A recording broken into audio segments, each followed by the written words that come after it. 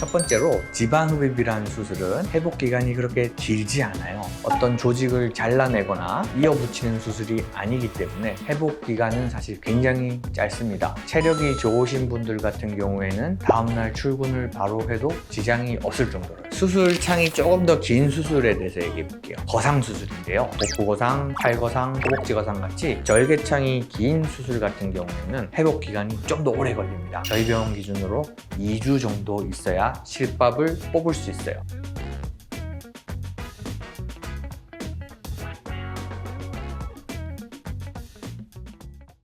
지방흡입 및 거상수술하고 나서 운동은 언제부터 가능한가요? 지방흡입 같은 경우에는 점점 이제 중요해지는 게 뭐냐면 얼리 앰뷸레이션이라는 과도인데요. 사람이 정상적으로 움직이고 걸어야지 혈액순환이라든지 체내 바이오 리듬이라든지 회복력이라든지 그런 게 빨리 일상생활로 돌아오는 경향이 있어요. 그래서 지방흡입이라든지 거상수술을 했다고 해서 누워만 계시는 거는 좋지 않습니다. 가능한 한 빨리 움직이셔야 되게 되는 거예요. 지방흡입 같은 경우에는 수술 다음날 산책이 가능합니다. 그리고 하시는 게 빠른 회복을 도모하실 수 있어요. 거기에 플러스 원, 팔지흡을 하시는 경우에는 팔 스트레칭, 그리고 배 지방흡입을 하신 경우에는 배 스트레칭도 그 다음날부터 하실 수만 있다면, 통증에 제한이 안 된다면 바로 시작하십시오. 간단한 산보, 스트레칭 이런 운동 말고 조금 가격한 운동들, 이런 운동들은 아무래도 운동을 하시다가 부딪힐 수도 있고 아니면 실제로 부딪혀야만 되는 그런 운동들, 적어도 완전히 회복이 된 한 달 이후부터 하셔야 됩니다. 그리고 거상술 같은 경우에는 이 절개창이 벌어지지 않는 한도 내에서 운동을 하셔야 되는데요. 그래서 스트레칭은 하시면 안 돼요. 왜냐하면 스트레칭을 하시게 되면 절개창에 장력을 받게 되고, 그렇게 되면은 흉이 벌어지지 않더라도 흉 자체가 조금 두꺼워지게 됩니다. 그렇기 때문에 스트레칭과 관련된 운동을 하시면 안 되고, 간단한 산책 그런 정도의 운동을 수술 후 다음날 하실 수 있으면 하시는 게 좋습니다. 큰 수술이라고 다음날부터 누워 계시는 거는 좋지가 않아요. 당연히 과격한 운동, 그런 운동은 한 달 이후에 하실 수 있습니다.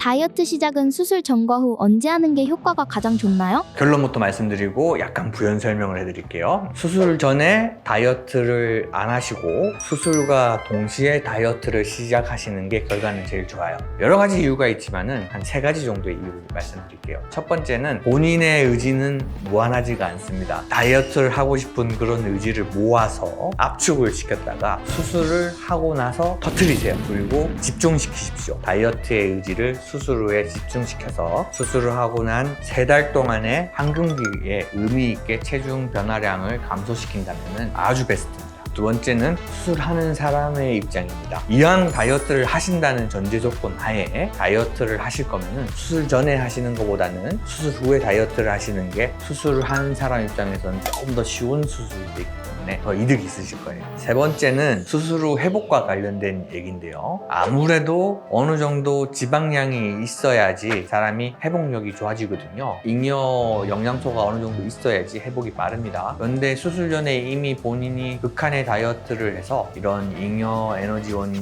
바닥인 상태에서 수술을 하게 되면 아무래도 회복력이 더뎌질 수 있어요. 요 3가지 이유 때문에 수술 전에 다이어트를 하시는 것보다는 수술 후에 빡세게 다이어트 하는 거를 추천합니다. 오늘은 지방흡입 회복에 대한 거에 대해서 얘기해봤고요. 만약에 어떤 수술을 계획하고 있을 때 제일 중요한 거는요, 수술하고 나서 회복 기간이 어떻게 되느냐니까요. 무리하게 잡지 마시고 적어도 하루 정도는 쉴 수 있는 스케줄을 짜서 수술하셨으면 하는 마음에서 촬영했습니다. 그럼 우리 모두 지읍으로 이뻐지는 그날까지 안녕.